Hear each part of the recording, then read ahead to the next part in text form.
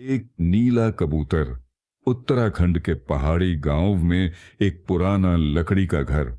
सुबह की हल्की धूप खिड़की की दरारों से अंदर घुस रही थी। ठंडी हवा आरव की उंगलियों से टकरा रही थी, जो अपनी स्केचबुक में किसी अजीब से चेहरे को बार बार बना और मिटा रहा था। तू फिर वही कबूतर बना रहा है? दादी मां ने झांकते हुए पूछा। आरव ने सिर हिलाया। दादी, ये वही कबूतर है जो हर रोज मेरे कमरे की मुंडेर पर आता है। नीले रंग का, जैसे आसमान से उतर आया हो। उसकी आंखें अजीब हैं, जैसे कुछ कहना चाहती हूं। दादी चुप रहीं। उनके चेहरे पर एक पल को सन्नाटा छा गया, जैसे उन्होंने वो कबूतर कहीं पहले देखा हो। दोपहर के करीब आरव छत पर बैठा था। उसकी नजरें पहाड़ों की गहराई में कहीं खोई हुई थीं। तभी हवा में एक फड़फड़ाहट हुई। वो आया, वही नीला कबूतर, आरव की ओर सीधे उड़ता हुआ, उसकी आंखों में झांकता हुआ। पर इस बार कुछ अलग था। उसकी टांग में एक चमकती हुई सुनहरी डोरी बंधी थी और उस डोरी से लटक रहा था एक छोटा सा कागज का टुकड़ा। आरव ने धीरे धीरे आगे बढ़कर वह कागज लिया। कबूतर बिना टरे इतरे खड़ा रहा। कागज पर लिखा था, तुमने चुना है या तुम्हें चुना गया है। नीचे एक अजीब सा प्रतीक बना था, एक वृत्त जिसके बीचों बीच एक खुली आंख बनी हुई थी। आरव का शरीर सिहर गया। ये क्या है, मजाक? उसने खुद से पूछा। पर कबूतर वहां से उड़ा नहीं। वो बस चुपचाप उसकी आंखों में देखता रहा, जैसे उस प्रश्न का उत्तर जानना चाहता हो। दूर से दादी मां की आवाज आई, अगर वो आया है तो समझ ले बेटा, तेरा अतीत अब तुझसे जवाब मांगने आ रहा है। रात के सन्नाटे में पहाड़ों की हवा सिहरन पैदा कर रही थी। आरव अपने कमरे में बैठा, हाथ में वो छोटा सा कागज थामे बार बार उसी सवाल को पढ़ रहा था।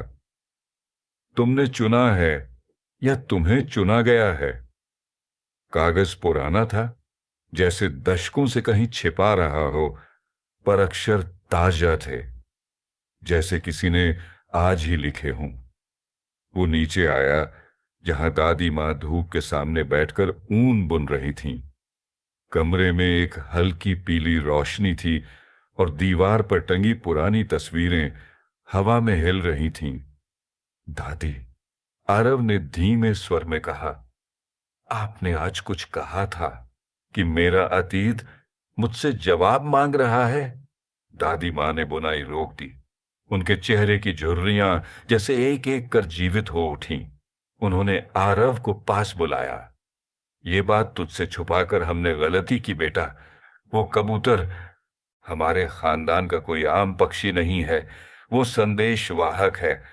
और तू तू उस राज की अगली कड़ी है जो कभी पूरा नहीं हुआ। आरव चौंका।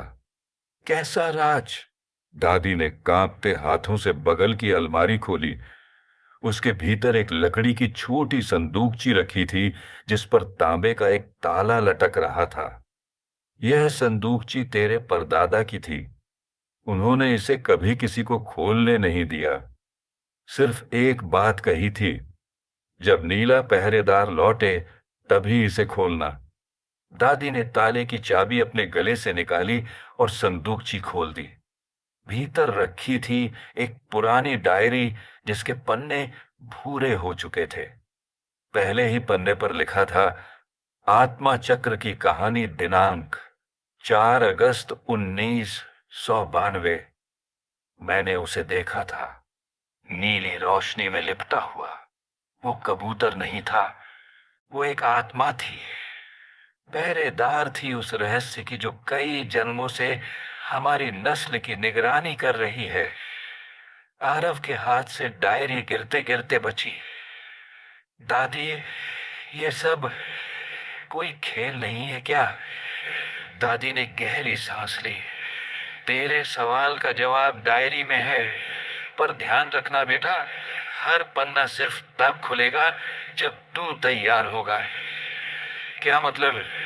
मतलब ये कि ये डायरी खुद तय करती है कि अगला रहस्य कब सामने आएगा।